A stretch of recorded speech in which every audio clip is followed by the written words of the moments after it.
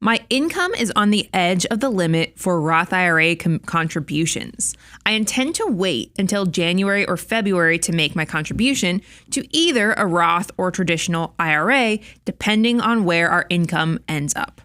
Should I put the monthly contribution into a high-yield savings account or a taxable brokerage during the coming year? So let me peel this apart, Bo, and then let you answer it. That really, this is a pretty simple question, but it's got a lot of fancy stuff on the front end. First of all, I want to give hero the table.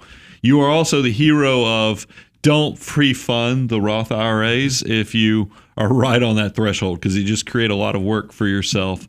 So this is, if you give hero credit for being right on that, now it's a question, Bo, of how do you handle your cash to maximize it? Yeah, I think one of the things, a lot of folks would say, oh, well, I don't want the money to just sit there. I love the idea of dollar cost averaging. I'm going to just start dollar cost averaging into my after-tax account. I'm going to buy some index funds. And while you can do that, there is a risk that you run, because when it gets to January, February of next year, what if I'm going to do math in my head because I can do this math. If you're doing $500 a month into your account and you were going to plan on putting $6,000 in an IRA, what if the market goes down and over the course of that time, that $6,000 that you were going to put in there is turned into $5,000 now or $5,500? You have a little bit of a problem. So I would think one of the things you could do is, I don't think it's crazy to think about parking in a high yield savings account, but you said something really interesting.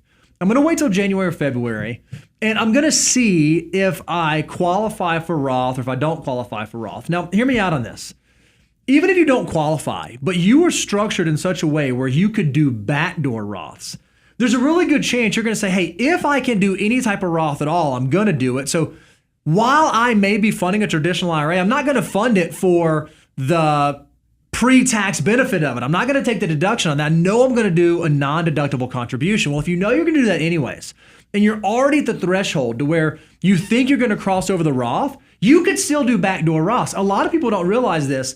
You don't have to make over the Roth income to do backdoor Roths. You can make under the Roth threshold and still do backdoor Roths, and it's totally okay. So for a lot of our folks, a lot of our clients who are right there at that threshold, like some years they're over, some years they're under, but they want to go ahead and get the money in Roth as soon as possible, we go and just do backdoors every year, and that's totally fine, totally permissible, and that way you're not necessarily having to wait that extra year. But if you're not in that situation, I think it's okay to park that money in cash, and then when you get to January, February, stroke the check, get it invested, and let that money work for you. Agree, disagree, want to fight about it? Well, I just want to make sure. We love backdoor Roth contributions, but remember, you have to have the right account structure. Oh, so if did you see that comment the other day? Well, no, I just know I've had a neighbor who called me all excited because he's like, man, I did the backdoor. And I was like, but don't you remember we talked on your back porch and you have a rollover IRA? I was like, so you can't do a backdoor without screwing up the whole basis and how you're going to fit. He's like, oh my gosh. So I always put that disclaimer out there, is that make sure you can't have any other IRA assets except for like an inherited IRA or Roth IRAs, because SEP IRAs blow it up, simple IRAs blow it up, rollover IRAs blow it up. So just be careful about that.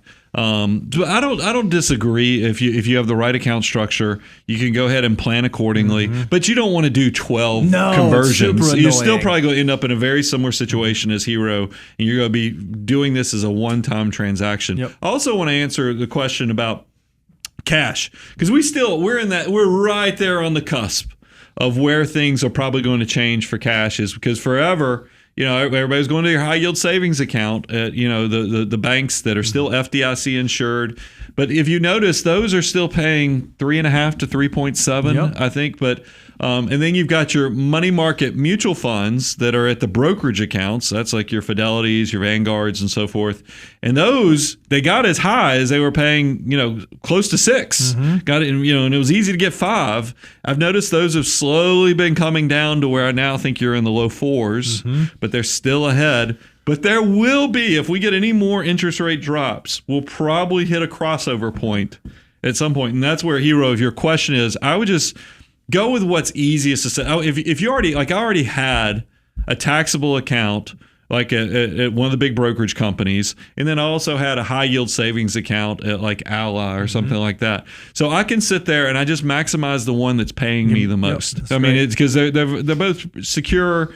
It's good. It's just look at the rates, do the research, and then choose. But just know it's coming, because as soon as rates go down, you'll see the banks will hold their rates higher a little bit longer than the brokerage companies. It's going to be almost immediate that those money market mutual funds will now be underperforming the high yield savings accounts.